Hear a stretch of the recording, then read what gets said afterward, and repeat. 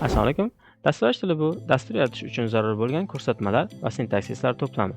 Deyarli barcha dasturlash tillari o'ziga xos sintaksis, ma'lumot turlari, o'zgaruvchilar, operatorlar va dasturlash uslubiga, ya'ni falsafasiga ega. Xo'sh, bular nimani anglatadi? Sintaksis bu biror dasturlash tilida kod yozish uchun zarur bo'lgan maxsus qoidalar va tuzilmalar yig'indisi. Dasturda saqlanadigan ma'lumotlar bir-biridan o'z turlariga ko'ra farqlanadi. Masalan, string, number va boolean va boshqalar. Bular o'z navbatida ma'lumot turlari deb ataladi. O'zgaruvchi esa yuqorida tilga olingan ma'lumotlarning kompyuter xotirasida biror nom orqali ajratilgan qismi hisoblanadi. Operatorlar nomidan ko'rinib turgani kabi dastur ichida turli amallarni bajaruvchi vositalardir. Qo'shish, ayirish, if, for kabi operatorlar bunga misol bo'la oladi.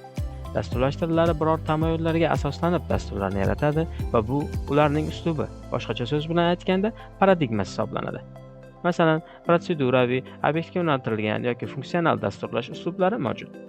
Dasturlash tillariga C++, Java, C#, Python, Ruby, Go, JavaScript kabi mashhur misollar keltirish mumkin. Tabiiy ravishda savol tug'iladi: qaysi biri zo'r yoki boshqacha aytganda, qaysi birini tanlagan ma'qul? Har bir dasturlash tili o'zining afzallik va kamchiliklariga ega.